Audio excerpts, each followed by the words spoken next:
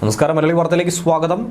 അമേരിക്കയെയും അതുപോലെ തന്നെ ദക്ഷിണ കൊറിയയെയും ഭയപ്പെടുത്തി ഇപ്പോഴും ഉത്തര കൊറിയൻ ബലിസ്റ്റിക് മിസൈൽ പരീക്ഷണം നടന്നുകൊണ്ടിരിക്കുകയാണ്.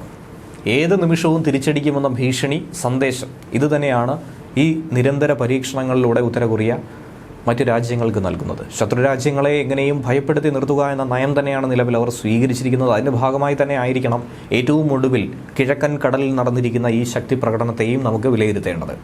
അമേരിക്ക എത്രത്തോളം ദക്ഷിണ കൊറിയയ്ക്ക് അനുകൂലമായി നിൽക്കുന്നോ, പിന്തുണ നൽകുന്നോ, അതിനെ തകർത്തെറിയാൻ പറ്റുന്ന രീതിയിലുള്ള കരുത്ത് പ്രയോഗിക്കുമെന്ന മുന്നറിയിപ്പാണ് ഇതിലൂടെ കിം ജോങ് ഉൻ ഉത്തര കൊറിയൻ ഭരണാധികാരി നൽകുന്നത്. തിങ്കളാഴ്ച പുലർച്ചെയാണ് കിഴക്കൻ കടലിലേക്ക് ഉത്തര കൊറിയ അജ്ഞാത ബാലിസ്റ്റിക് മിസൈലുകൾ തൊടുത്തുവിട്ടത്. ദക്ഷിണ കൊറിയൻ സൈന്യമാണ് ഇക്കാര്യം വ്യക്തമാക്കിയിരിക്കുന്നത്.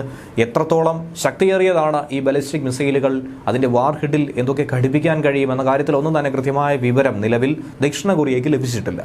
ഹ്രസ്വദൂര മിസൈൽ അയച്ചുകൊണ്ട് മണിക്കൂറുകൾക്ക് ശേഷം ഈ പുതിയ വിക്ഷേപണം കൂടി നടത്തിയത് ഏറ്റവും അധികം ഭയപ്പെടുത്തുന്ന ഒരു സംഭവം തന്നെയാണ്. ഏറ്റവും ഒടുവിലത്തെ പുതിയ ഭൂഖണ്ഡാന്തര ബാലിസ്റ്റിക് മിസൈൽ ആയിരിക്കുമെന്ന റിപ്പോർട്ടുകളാണ് ഇതിന് തൊട്ടു പിന്നാലെ ലഭിക്കുന്നത്. ഇതേക്കുറിച്ചുള്ള കൂടുതൽ വിവരങ്ങൾ ഒന്നും തന്നെ പുറത്തു വരാത്തതും ഏറെ ആശങ്ക വർദ്ധിപ്പിക്കുന്നുണ്ട്. അമേരിക്ക അടക്കം ഇതേക്കുറിച്ച് പഠിച്ചുകൊണ്ടിരിക്കുന്നു, അന്വേഷിച്ചുകൊണ്ടിരിക്കുന്നു എന്ന് തന്നെയാണ് വിവരം ലഭിക്കുന്നത്. ഉത്തര കൊറിയ സംശയാസ്പദമായ ഒരു ബാലിസ്റ്റിക് മിസൈൽ വിക്ഷേപിച്ചു എന്ന വിവരം മാത്രമാണ് ഇതിന് തൊട്ടു പിന്നാലെ നമുക്ക് ലഭ്യമാകുന്നത്.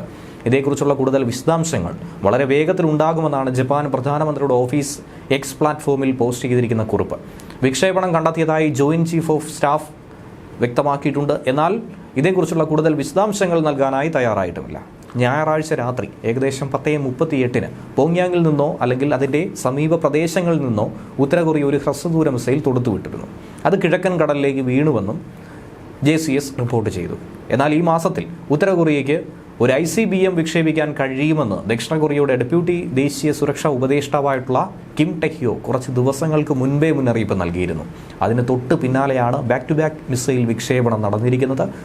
ഉത്തര കൊറിയയുടെ ഈ ശക്തി പ്രകടനം ജപ്പാനെയും അതുപോലെ തന്നെ ദക്ഷിണ കൊറിയയെയും അമേരിക്കയെയും ഒക്കെ തന്നെ ഭയപ്പെടുത്തിയിരിക്കുന്നത്, ആശങ്കയിലടുത്തിയിരിക്കുന്നത്.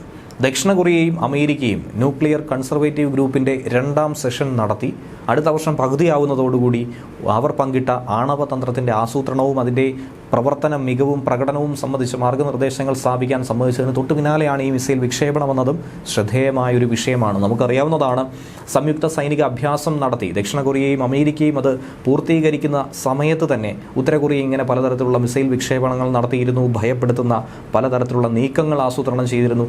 ഇതിന് തൊട്ടു പിന്നാലെയാണ് ഈ സംഭവം കൂടി നടന്നിരിക്കുന്നത്. ന്യൂസ് ഡെസ്ക് മലയാളി വാർത്ത.